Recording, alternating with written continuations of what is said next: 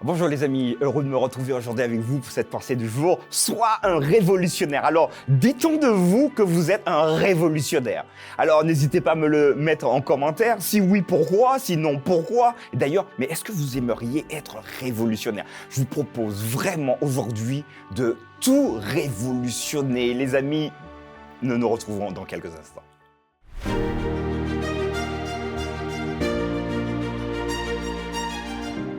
La pensée du jour se trouve aujourd'hui dans Luc, chapitre 6, versets 27 à 28.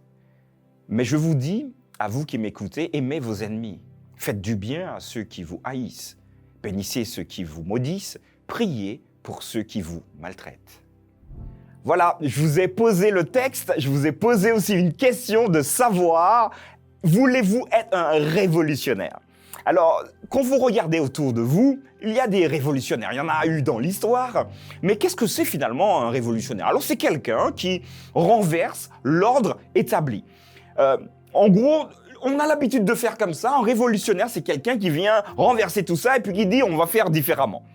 Mais je crois que Jésus était l'un des plus grands révolutionnaires. Et vous l'avez compris au travers de ce texte, j'aimerais que vous soyez un révolutionnaire. Non pas en adhérant à un parti politique, non pas en adhérant à l'armée, au service militaire ou autre, mais un révolutionnaire chrétien, du Christ. Qu'est-ce que ça veut dire?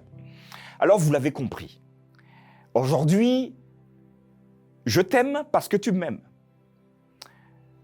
Je te déteste parce que tu me détestes. Et c'est ce que vous trouvez tout autour de vous. C'est finalement quelque part l'ordre établi. On aime bien quelqu'un qui nous aime, voilà.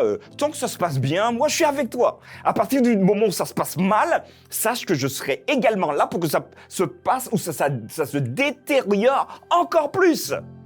Et parfois, nous nous rendons compte en tant que croyants, que chrétiens, que nous avons récupéré ce type de fonctionnement. Mais j'aimerais, et je crois que le Christ voudrait que nous soyons des révolutionnaires, que nous renversions cet ordre établi d'aimer les autres parce qu'ils nous aiment, ou voilà, de faire les choses parce que finalement, on y trouve un bénéfice. Alors Luc, très cash, va dire « Mais je vous dis, à vous qui m'écoutez ». Alors, on a l'impression qu'il nous parle à nous aujourd'hui, et même s'il a écrit au 1er siècle, premier ordre, aimez vos ennemis. Waouh, première claque. Ouais, mais Seigneur, mais j'ai dit aimez vos ennemis. Alors bien sûr, le Seigneur ne nous frappe pas. Mais il continue, deuxième couche, faites du bien à ceux qui vous haïssent. Mais Seigneur, mais pourquoi veux-tu que je m'engage dans ça? Mais même pas, pourquoi tu veux que je lui fasse du bien? Alors moi, je vous mets au défi aujourd'hui. Un petit défi, allez, on est parti. Si jamais vous avez quelqu'un qui ne vous aime pas beaucoup, préparez-lui un cadeau, voilà. Alors ça va être difficile parce que la personne en face ne voudra peut-être pas de votre cadeau. Alors si vous savez qu'elle ne voudra pas de votre cadeau, faites en sorte qu'elle puisse le recevoir par un moyen détourné. Tout en sachant que ce soit vous également. Alors, faites pas un gâteau, hein, faites pas une soupe, parce qu'il va se dire « Oh, lui, je le déteste, il m'a donné un gâteau, le gâteau doit être empoisonné. » Ou encore, il m'a donné une soupe, à mon avis, il a mis quelques gouttes de cyanure dedans pour me tuer. Non, prenez quelque chose de factuel, je sais pas, un stylo, un objet, quelque chose de pas forcément onéreux, mais qui vous permettra d'avancer dans cette dynamique du Seigneur. Et c'est important pour nous de pouvoir tendre la main. Alors, elle ne sera pas forcément acceptée, cette main, mais de tout faire. Et surtout, voilà, mettez Jésus, mettez Dieu au défi.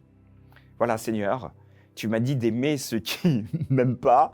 C'est difficile pour moi, mais je te prie pour telle personne. Et voilà, Seigneur, je veux être dans l'action. Alors, il ne s'agit pas non plus de persécuter l'autre, hein, mais je veux être dans l'action, Seigneur. Voilà, donc donne-moi, inspire-moi. Qu'est-ce que je pourrais faire pour que celui-ci puisse voir que je ne la déteste pas? Luc, reprenant les paroles de Jésus, continue « Aimez vos ennemis, faites du bien à ceux qui vous haïssent, bénissez ceux qui vous maudissent. » Et enfin, il finit en disant « Priez pour ceux qui vous maltraitent. » Voilà une panoplie d'enseignements, de directions que le Christ nous donne pour que vous et moi, nous puissions être des révolutionnaires. Moi, je veux être un révolutionnaire. Et vous? Et toi, n'hésite pas à me le dire si tu veux être un révolutionnaire. Bien sûr, vous avez compris que nos actions devront être sous la coupole de la prière et surtout de l'humilité. Ça marche et c'est important que nous puissions comprendre que le Christ veut d'abord nous transformer pour que nous soyons une source de bénédiction pour ceux qui nous entourent.